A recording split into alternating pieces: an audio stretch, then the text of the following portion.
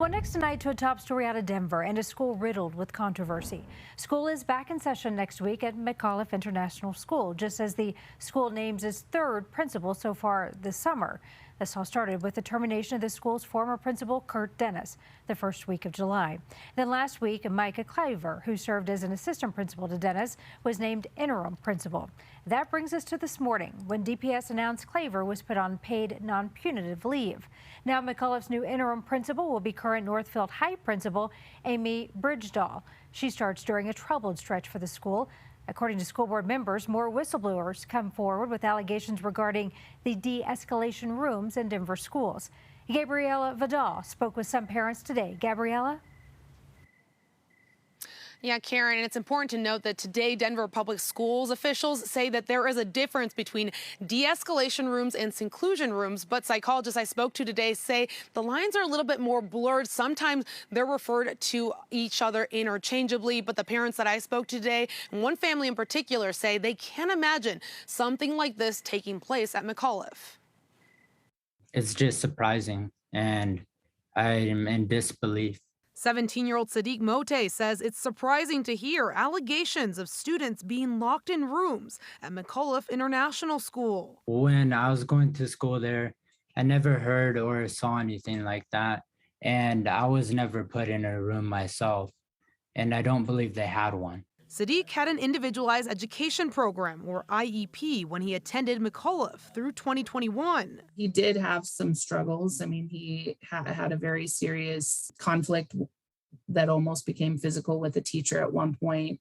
A couple times he got in fights in PE with other kids. But both he and his mother say he was never isolated from the rest of his peers or left alone to de-escalate. When I was having problems, sometimes they take me to this room where there's like a boxing thing. There's like a punching bag, which they let me use. And they also had a section with pillows that we could sit in. And they had a therapy dog. According to school board members, whistleblowers allege that's not the case for every student, saying at least 3 students at McAuliffe have been placed in a room with a lock on the outside of the door, which they say violates administrative policy. Obviously, it's not a cookie cutter intervention. And I think that is one of the biggest issues that we're starting to see with this type of interventions. Alex Castro-Croy is a trauma and addiction specialist that argues, even if not intended to serve as a means of seclusion, any room designated to separate a child, locked or not, could create more harm than good. The intent is to help them, to separate the kid from the general population so that they won't hurt them.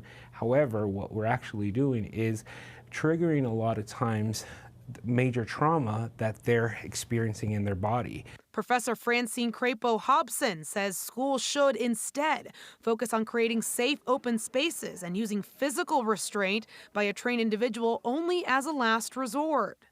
It can be helpful for kids to have a safe space that doesn't have a lot of stimulation, where people aren't getting in their face, for them to continue to calm down.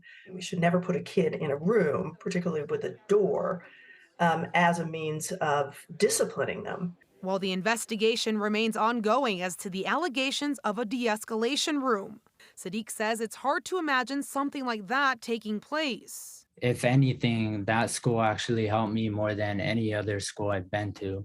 And the people there, I feel like they actually really cared about their students.